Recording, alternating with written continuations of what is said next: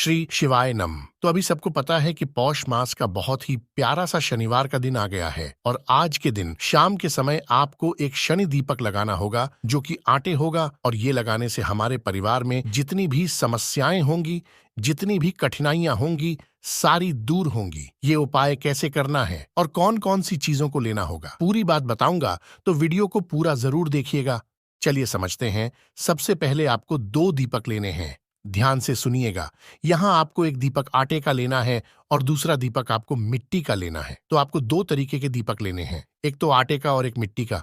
अगर मिट्टी का दीपक नहीं है तो पुराना कोई दीपावली का दीपक हो तो वो भी इस्तेमाल कर सकते हैं। अब आपको इन दोनों दीपकों को अलग अलग जगह पर लगाना होगा। कैसे लगाना है, आइए अब ये समझ लीजिए। आपको सबसे पहले मिट्टी का दीपक किसी भी शनि भगवान के मंदिर में शाम के समय लगाना है। कोई भी शनि मंदिर हो आपके घर के आसपास वहां लगा देना है। सरसों के तेल में गोल बाती का दिया लगाना है और साथ ही उसमें एक चुटकी काला तिल डालनी है और तिल डालते समय आपको काशी विश्वनाथ महादेव का नाम लेना है।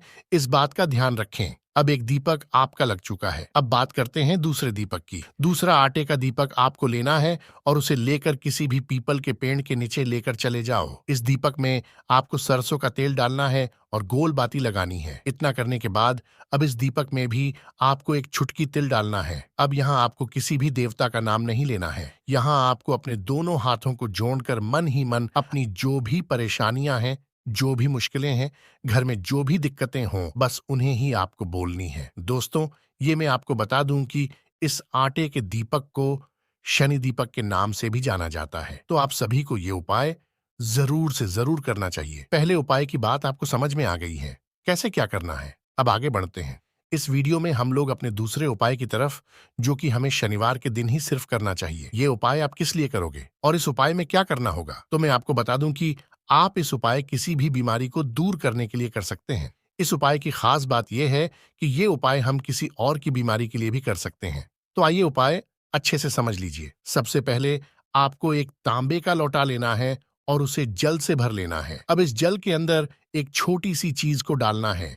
वो कौन सी चीज है? आपको लेना होगा एक छुटकी हल्दी और एक छुटकी हल्दी को आपको इसी कलश के अंदर डाल देना है। अब आपको इस कलश को उठाना है और साथ ही साथ आपको थोड़ा सा सरसों का तेल लेना है। अब इन सभी चीजों को लेकर आपको चले जाना है पीपल पेड़ के नीचे शाम के समय। अब आपके पास में तांबे के लोटे में जो हल्दी वाला जल है, वो महादेव के नाम से शनिवार के दिन शाम के समय पीपल पेड़ की जड़ में चढ़ाना है। इतना करने के बाद अब जो भी आपके घर में बीमार रहता है, जिसके लिए आप ये उपाय कर रहे हैं या आप अपने लिए कर रहे हैं, या जिस भी परेशानी के लिए आप ये उपाय कर रहे हैं, उसका नाम और गोत्र बोल करके सरसों के तेल को भी आपको उसी जगह पे समर्पित करना है। और जो सरसों का तेल यहाँ पे पेड़ पर लग जाए, बस थोड़ा सा 1 से 2 बूंद अपने हाथों में लगाना और उसे, जो इंसान बीमार है, आपको उसके मस्तक पर या फिर उसकी नाभि में उस 1 बूंद सरसों के तेल को लगा देना। उस इंसान की जो बीमारियां होंगी वो धीरे धीरे करके खत्म होंगी और अगर उसको कोई दवा में असर नहीं कर रही है तो वो दवा भी उसको बहुत जल्दी असर करेगी। इस उपाय को जरूर करिएगा। अब तीसरा उपाय भी आपको बता दूं जो बहुत ही पावरफुल है, लेकिन उससे पहले जल्दी से वीडियो को लाइक कर दीजिए। जितने भी भाई बहन इस आवाज को पहली बार सुन रहे हैं, चैनल को जरूर सब्सक्राइब करिए। चलिए अब समझ लेते हैं कि इस तीसरे उपाय को। सबसे पहले बता दूं कि इस उपाय के फायदे क्या क्या हैं। सबसे पहला फायदा तो ये है कि अगर आप मान लेते हैं कभी भी किसी काम के लिए घर से बाहर जा रहे हो, आपका काम नहीं हो रहा है, तो इस उपाय को करने से काम पूरा होगा। अगर आपके घर में कोई इंसान बीमार रहता है, बहुत दिनों से बीमारी ठीक नहीं हो रही है, तो वो खत्म हो जाएगी।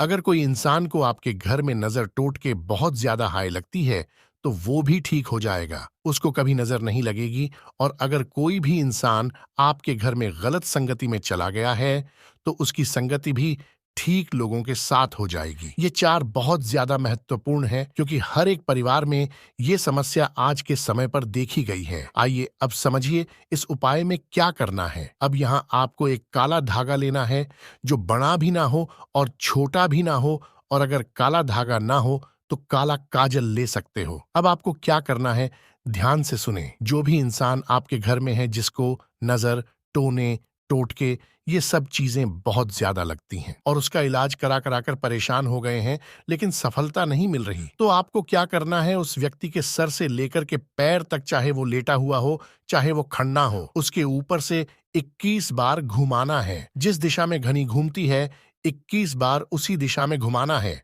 घुमाने के बाद आप उस काले धागे को जिस इंसान के ऊपर से घुमाया है उसके हाथों से एक बार स्पर्श करा देना, और स्पर्श कराने के बाद आपके घर के आसपास में कोई सा भी पेड़ हो, चाहे वो वट का पेड़ हो, पीपल हो, चाहे वो कोई भी हरा भरा पेड़ हो, उसके नीचे जाना, एक छोटा सा गड्ढा खोदना और उसी के अंदर काशी विश्वनाथ महादेव के नाम से उस काले धागे को दबा देना। इस उपाय को सिर्फ और सिर्फ शाम के समय ही करना है, वो भी 7 बजे के बाद। इससे पहले मत कर लेना। शाम को 7 बजे के बाद कभी भी कर लेना। ये उपाय जो भी कर लेता है काशी विश्वनाथ महादेव के नाम से, उसकी सारी समस्याएं खत्म हो जाती हैं। एक जरूरी चीज यहाँ मैं आपको बता दूं, जो अक्सर लोग गलती कर देते हैं। देखिए, जैसे आपने पेड़ के नीचे गड्ढा खोदा, इसके अंदर आपने धागे को दबाया, तो बस दबाकर उसे भूल जाइए। उसे दोबारा निकाल कर देखने की गलती कभी मत करिएगा, नहीं तो जितने भी दोष आप पर लगे हुए थे वो सभी दुगने हो जाएंगे,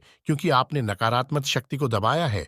इसलिए ये गलती मत करिएगा। दोस्तों, अगर आप लोग में से किसी को भी मुझसे फोन पर बात करना चाहते हैं और अपनी निजी समस्या का निवारण पाना चाहते हैं, तो आप हमें इंस्टाग्राम या फिर फेसबुक पे भी फॉलो कर सकते हैं, जिसके लिए आपको सर्च करना होगा कि धार्मिक मंत्र उपाय। तो दोस्तों, चैनल को सब्सक्राइब करिएगा, वीडियो को लाइक भी जरूर कर दीजिएगा।